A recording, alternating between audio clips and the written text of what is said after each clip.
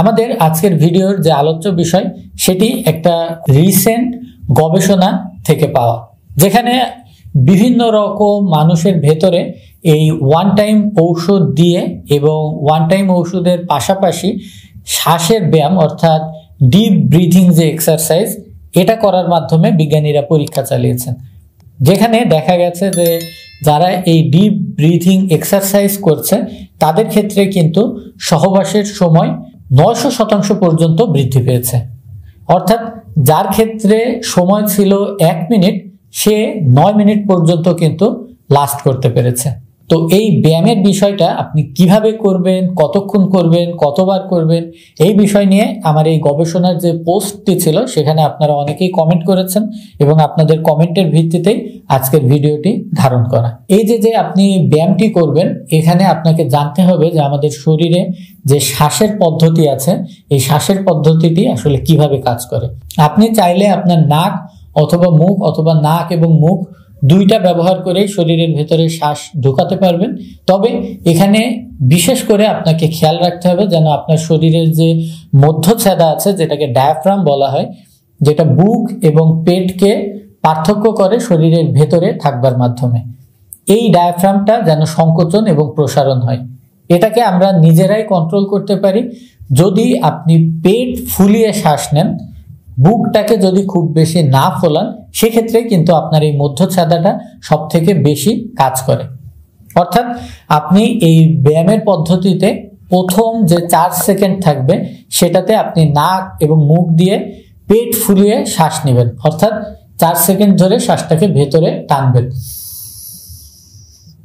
এভাবে যখন শ্বাস টানা আপনার শেষ, তখন এটাকে আপনি আবার 4 সেকেন্ড পর্যন্ত আটকে রাখবেন ভেতরে।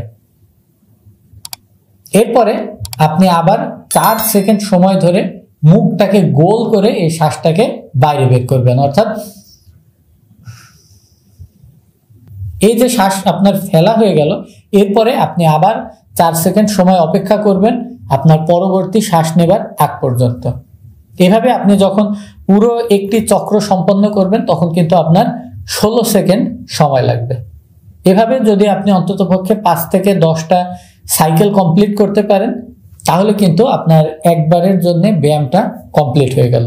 এটা আপনার শরীরের ভেতরে একটা খারাপ রস আছে কর্টিসল, যেটাকে কমিয়ে ফেলে, যার ফলে আপনার শরীরের যে প্রধান যৌন শক্তি এবং যৌন রস টেস্টোস্টেরন, এটার কার্যক্ষমতা বৃদ্ধি হয় এবং একই সঙ্গে কিন্তু এটা তৈরির যে হার আছে, এই তৈরি করবার হারটাও কিন্তু শরীরের ভেতরে বাড়তে থাকে। অর্থাৎ এর পরিমাণ কিন্তু তখন বৃদ্ধি পাবে।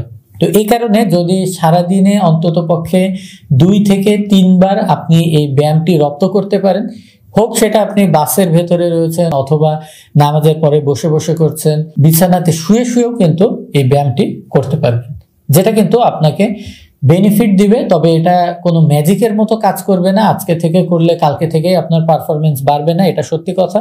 কিন্তু যখন পারফরমেন্সটি বাড়বে, তখন কিন্তু এটা আপনাকে দীর্ঘদিন পর্যন্ত বেনিফিট দিবে। অর্থাৎ ওয়ান টাইম ওষুধ খাওয়ার মতো আজকে খাবেন, কালকে আর কাজ করবে না, এমন কিন্তু এই বিষয়টি নয়। তো আশা করছি আজকের ভিডিওটা আপনার বাস্তব জীবনে এবং আপনার স্ত্রীর জন্যও খুব বড় সুফল বয়ে নিয়ে আসবে এবং আপনার দোস্ত বন্ধুদের ভেতরে এই জিনিসটি শেয়ার করে তাদেরকেও জানবার সুযোগ করে দেবেন। ভালো লাগলে ভিডিওটি লাইক দিবেন, আরো ভালো লাগলে সাবস্ক্রাইব করে ফলো দিয়ে আমাদের সঙ্গে থাকবেন। আমি doctor Asif Anwar, resident PG হাসপাতালে আজকের মতো বিদায় নিচ্ছি। আল্লাহ হাফেজ।